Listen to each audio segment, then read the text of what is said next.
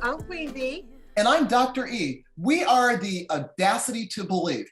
Queen V, we have a wonderful team today that we will be talking about and talking to. Tell us a little bit more about our guest speakers today. We're talking about millennials. Let's rock and roll with the millennials today. Well, they have the audacity to walk away. It's been said that this is the era of the resignation. So even before COVID, but especially post-COVID, people are walking away from their jobs. They are not returning. They are deciding to work remote or to start their own businesses. But these two young ladies are the epitome of the audacious ability to walk away. So we have Lynn Perkins and we have Carol White. So let's roll with it. I'd like for Lynn, tell us a little bit about you before we start getting into some hardcore questions. Cool. Hey everyone, my name is Lynisha Perkins. I am currently living in the Bay Area, working in the technology industry, and I've definitely had a lot of fascinating experiences when it comes to work. I've been in a lot of different positions, and I've kind of had a bit of just like a really eclectic amount of opportunities for the different types of jobs I've been able to work through. So I think that that's brought a lot of valuable insight for me in just like the different types of work that I do, and having the kind of ability to reflect and decide which jobs are giving me satisfaction. So I'm excited to be here today to share some of that experience with everyone. Thank you so much. Carol White. Wait, hold up. Carol White, AKA Carol Easter. Carol White, tell us a little bit about you. Well, my name is Carol White now. I used to be Carol Easter not too many months ago, and I'm really, really excited to be now a full-time professor for the community colleges. And I'm just really, really blessed with a lot of different opportunities, just like Lynisha. I was able to kind of weigh the pros and cons of my past experiences and say, okay, what do I really truly value? And then somehow I got to this point where I'm really having a great time in my current job. So yeah. Okay, thank you. Okay, so what we'd like to do is let's talk about you, where you come from as far as, you know, the whole working experience. And what brings us here today is that you had the audacity to step away from a job that you thought should have been satisfying, but you found that it wasn't satisfying, and you left that job. So without mentioning the specifics about your job, what does it feel like to be going to a job that is not satisfying? I mean, what is it that just really gets you to feel like, well, gee, I'm not satisfied here, and now I have to start thinking about leaving what's comfortable, what's comfortable on a day-to-day basis, and that's you're getting that paycheck. You know exactly what you're going to do on a day-to-day basis, but then you're not satisfied. But it's a little scary to think about leaving that comfort zone. Who wants to talk about that? Do you mind, Lynn? Yeah, go for it, Carol. Yeah, thank you. So I want to kind of go a little bit back, talk a tiny bit more about myself. What happened was and I think this is actually the millennial kind of thing. You'll find yourself, you go to college, you have a track that you are on, and then you find yourself in a job, the best job that you can get at the time. And whether or not that's a fulfilling job doesn't matter, but you may not be able to kind of work to all of the skill sets. So currently I'm an art professor, and I also work in digital media, which is like kind of like technology plus art together. And I went to school for that. And I got to the point where I was in a job where it was kind of a technology retail environment. And I was forced really more heavily into kind of like this middle management area where I was more supervisory, kind of like the type of person that would come up to you and say, hey, I need you to do this task by the end of day, or make sure that I would, talk to customers and have a lot of customer relations where I was handling a lot of, I guess, angry customers on the daily for things that were not something that was caused by myself. And I felt like I was apologizing every day for things that were not my fault. And then I realized, I said, okay, like I'm coming to, my workplace every day and I'm not growing as a person. Like I've already reached the extent. I was working there for over almost 8 years. And I felt like I've grown out of that role. I've grown out of that environment. I learned as much as I could. And I was looking for like the next frontier, but they didn't really have anything else to let me learn from. There was not a lot of things that I could probably go forward and, like new tasks, new things. I just felt like I knew everything that I needed to know for my job. And it was a little bit boring for myself. And it was painful to have to apologize every day for things that were not my fault. So I think that's kind of when you get into a role where you're feeling that you are limited in your growth possibilities and you're kind of stuck, even though it's comfortable, like, everything, you do all the stuff and it's like, the money is fine and everything else. And you even have bennies, benefits, as what we call benefits. It's something that you kind of start thinking like, am I going to be stuck here? And is there anything more for me? And that's kind of where I felt myself towards the end of my career at this workplace. Okay, thank you. That's a real good summary of your experiences. You were able to just walk us through your journey. Lynn, what about you? So I think that part of the story that I should add in is that Carol and I are super close. We're besties. And we basically met in school together. So our journeys mirror each other largely. In fact, we were working for the same company at one point. And my journey in that space was a little bit different because I was really happy with the work that I was doing. And I was like excited coming to work every day, and there was like new challenges. And so for a long time, I was in that space where I was genuinely happy with the work I was doing, right? But I know for myself that I am the type of person who is always looking to find a new challenge. I'm never satisfied with good enough. I always want to know that I'm growing and that I'm doing something more, that I'm pushing my limits and pushing my boundaries. And I essentially reached a point where I was like an expert at everything that I was doing. I was a resource for my team. I was one of the people that everyone knew that they could come to, kind of in a similar middle management position where a lot of things that happened in the store were able to, be done because I was there to make sure that it was done correctly. And I loved that feeling. I loved knowing that I was able to support my team. But I got to a point where I started realizing that I was giving a lot more than I was getting back. I was coming to work every day. I was solving problems that no one else even thought about. I was making sure things were fixed before trouble happened, right? But then when it came in terms of me looking for support from my leadership or looking for guidance, looking for development, like I wasn't getting anything. And you get to a point where you're coming to work every day and you're like, why am I putting more effort into this than anyone else who's here? And you also get to a point where you just start feeling like it's just sucking everything out of you, like you are giving all of yourself to this work. And you have to take a step back and think, is this what my life is meant to be, right? Is this everything there is to life? It's just me going in and bleeding myself dry on a daily basis for no one to even care that I'm doing that.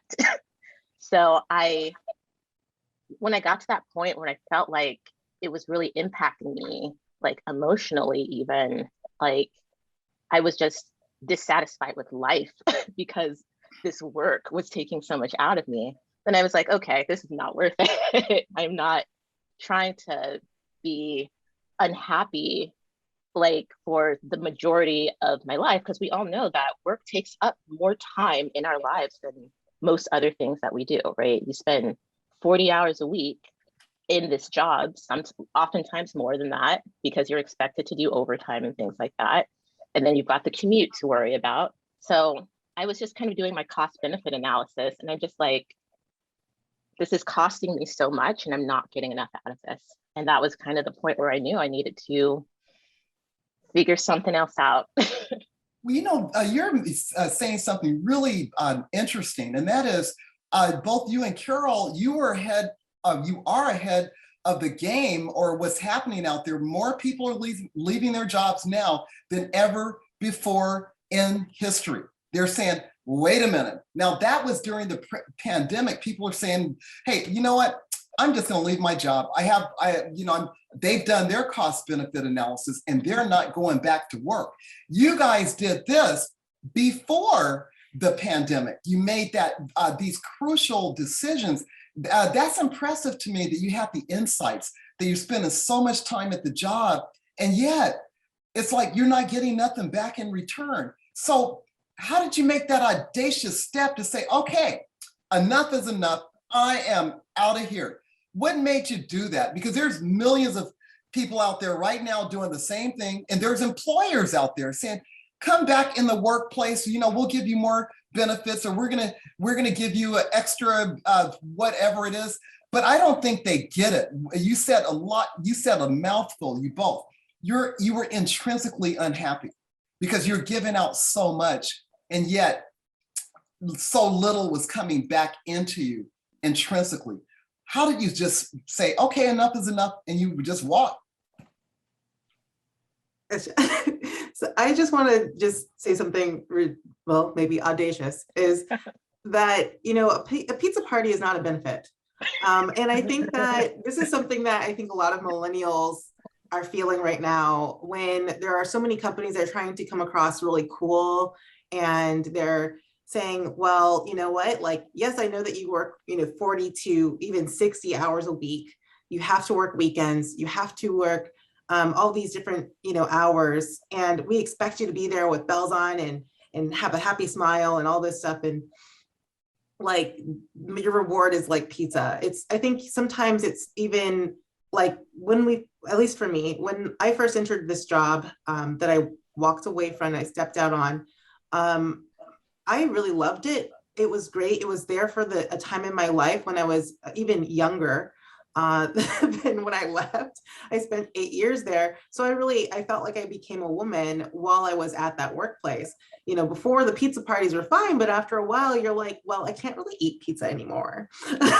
So that was just not enough for me to stay.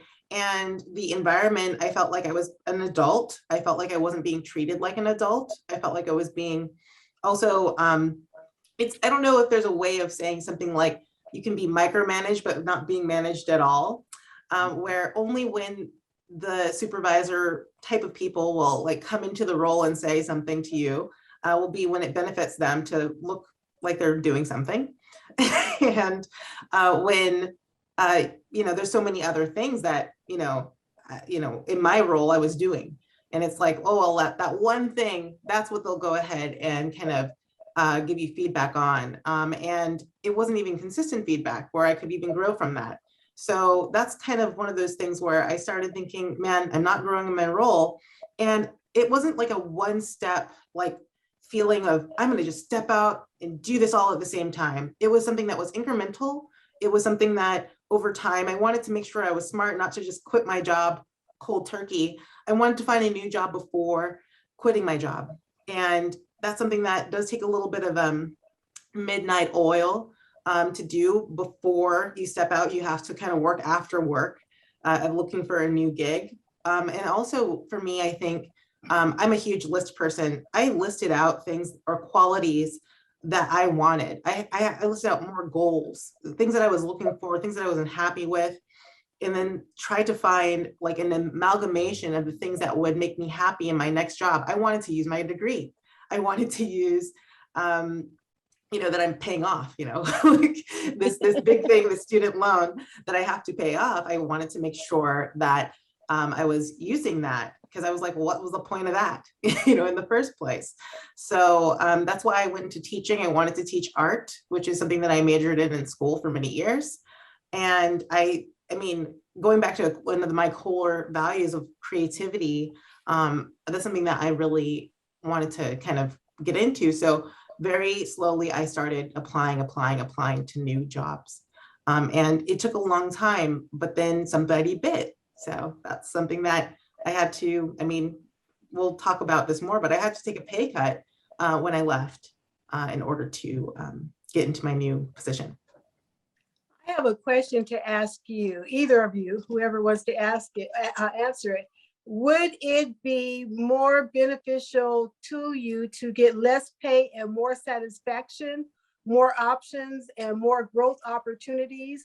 Is that a bigger driver for you than the money? So I'll speak to that a little bit because I would love to be able to say like, absolutely. Like at the end of the day, the truth is that satisfaction is more important, but I also have to acknowledge the reality of the situation that, you know, you live in, right? So like I live in the Bay Area. It is literally one of the most expensive places to live in the country. So I would take a pay cut as long as I could still live, if that makes sense, right? So it's like, I'm not here to try and make the most money. I'm here to have a space where I can feel like I'm valued as a person, that I'm being challenged every day, that I don't feel like I'm being treated poorly or spoken down to.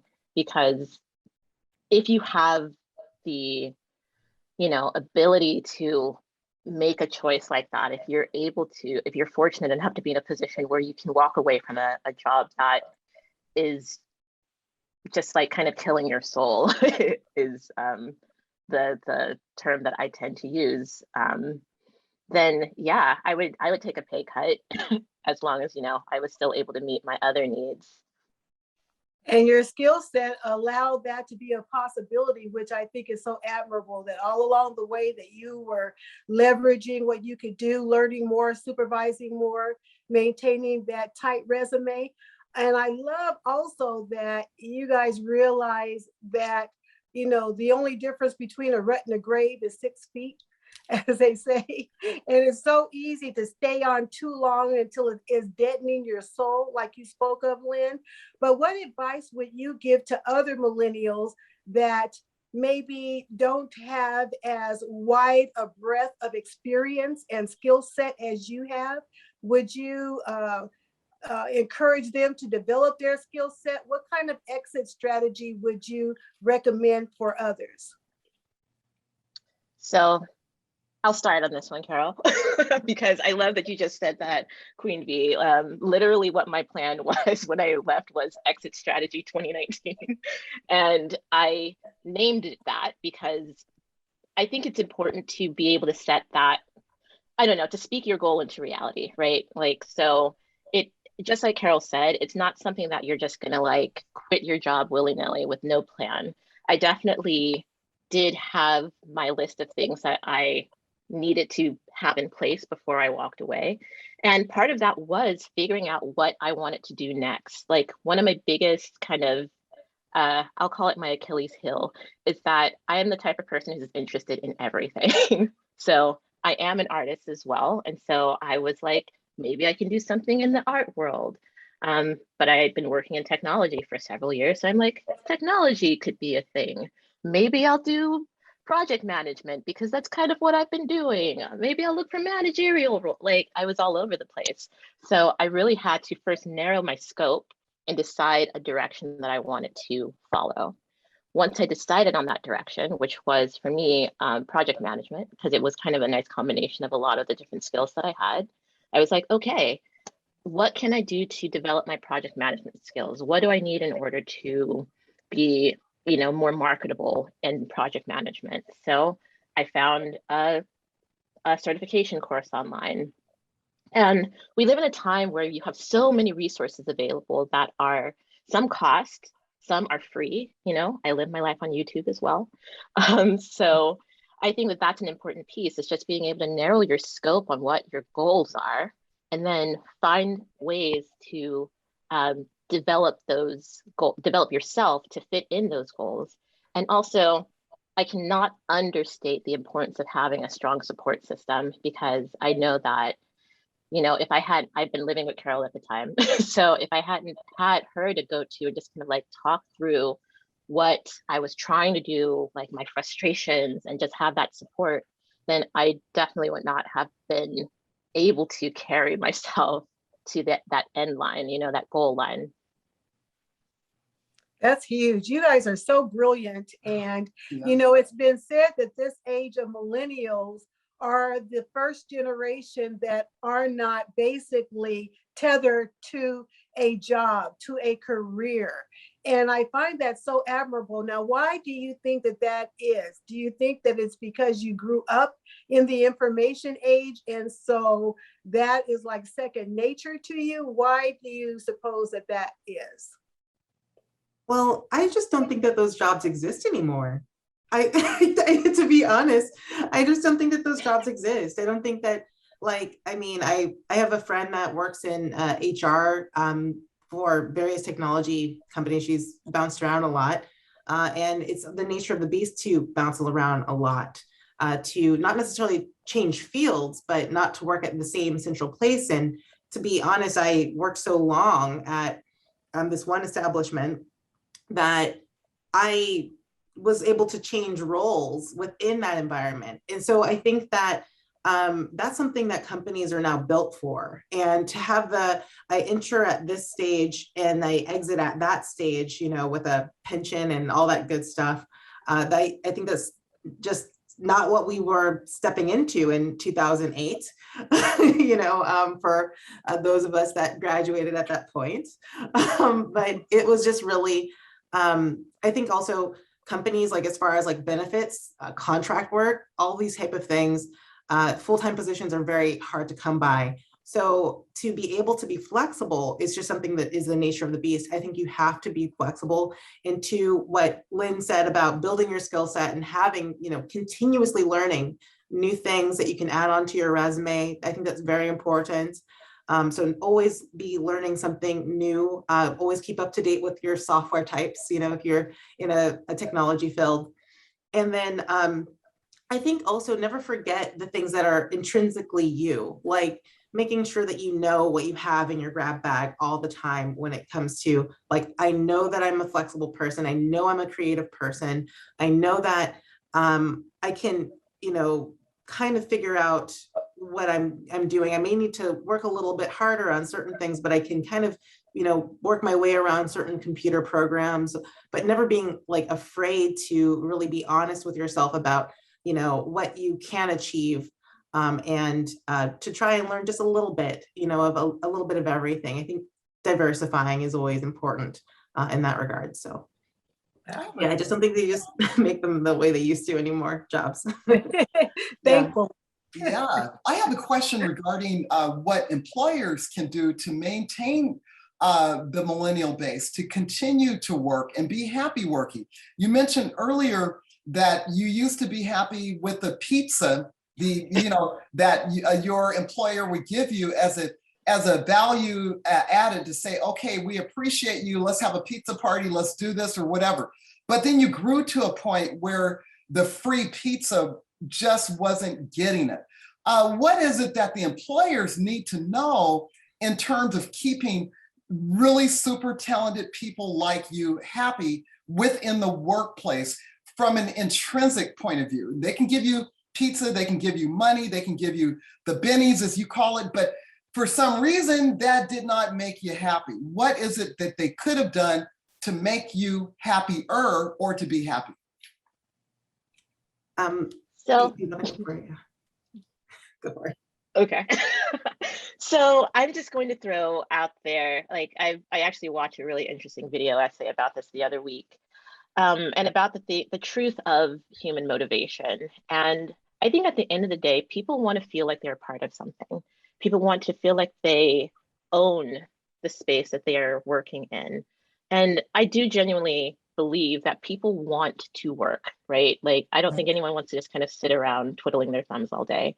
but you want to feel like you are a part of your workspace. You don't want to feel like someone is just, that you're just like another cog in a replaceable cog in a big machine, right? Mm-hmm. So I think that that's kind of one large missing link, is that allowing your employees to own the space, to own the work that they're doing, to be a part of the decision-making process. That's so important.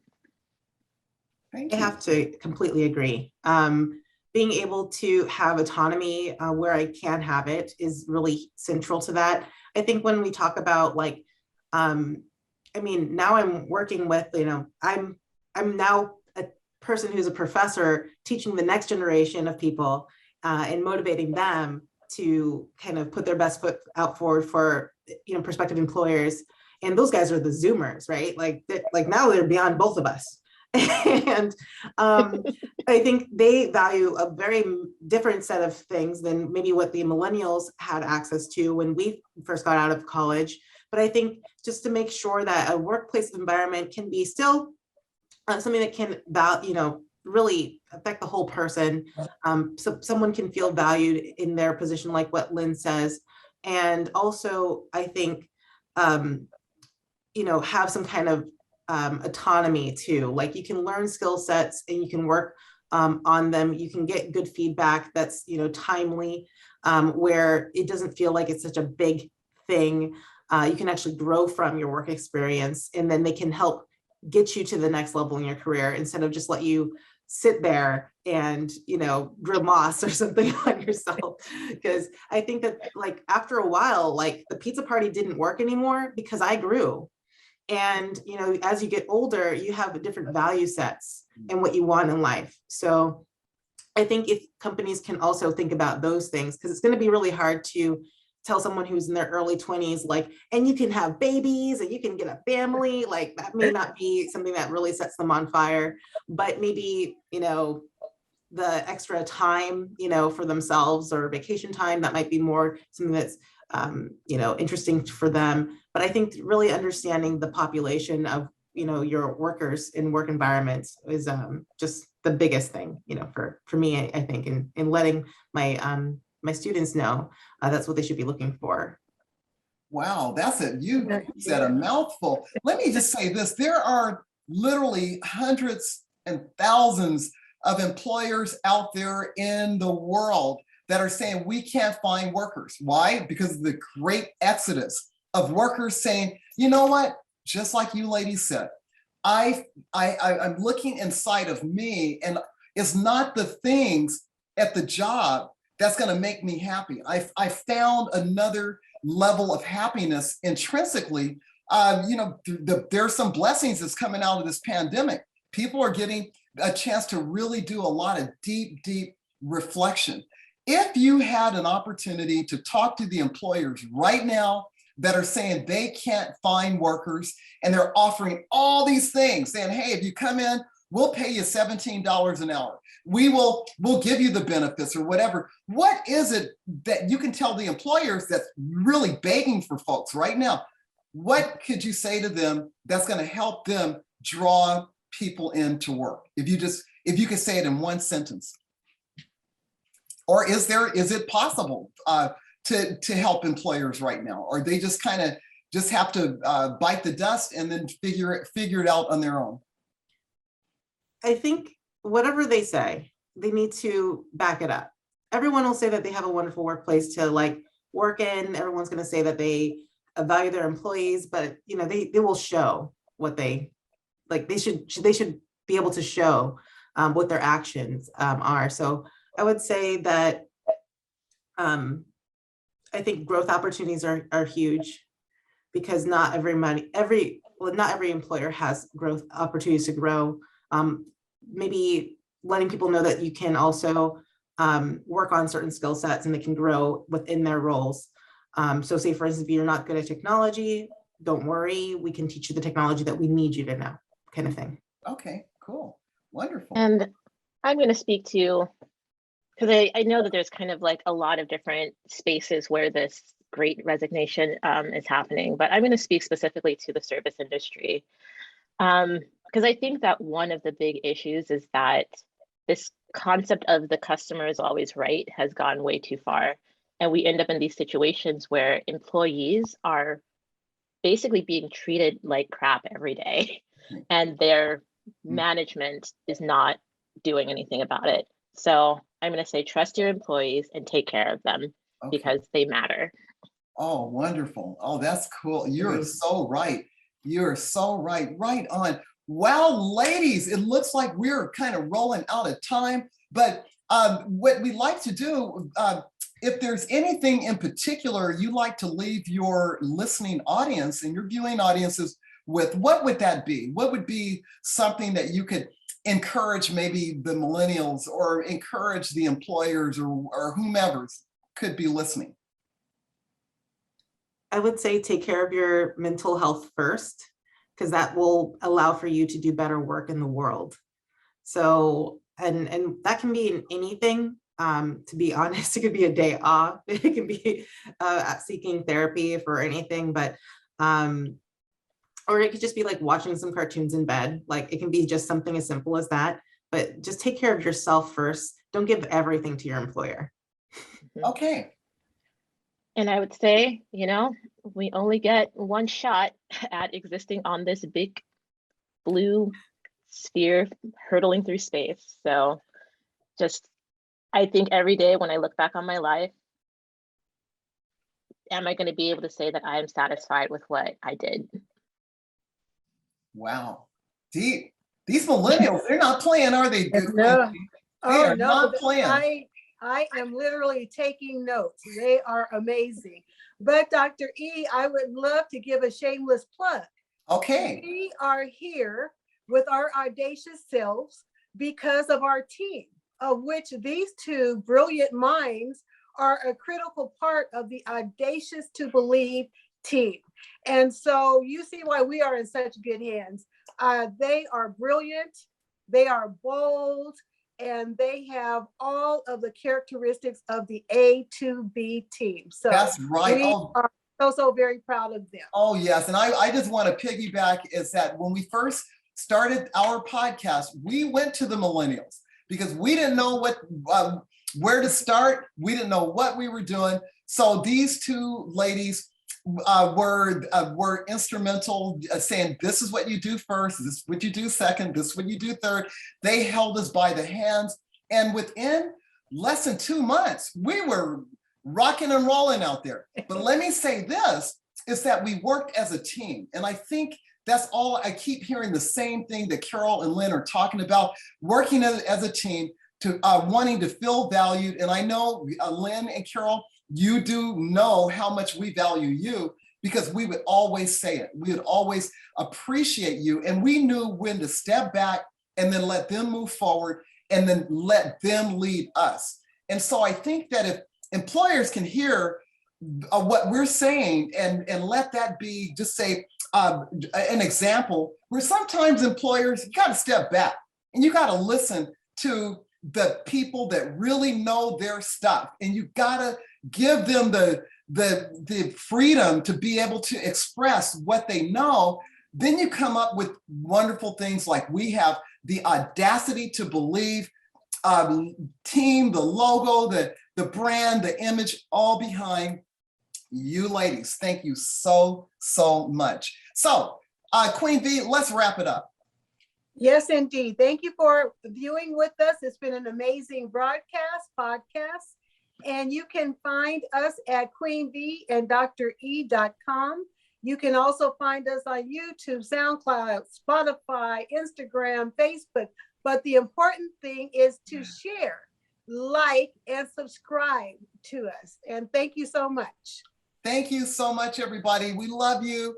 Thank you, Lynn and Carol, for joining us today. And we will see you on our next podcast. Bye-bye.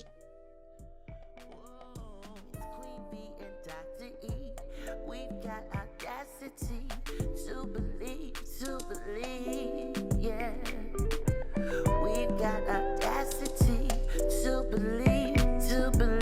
Queen B and Dr. E. We've got audacity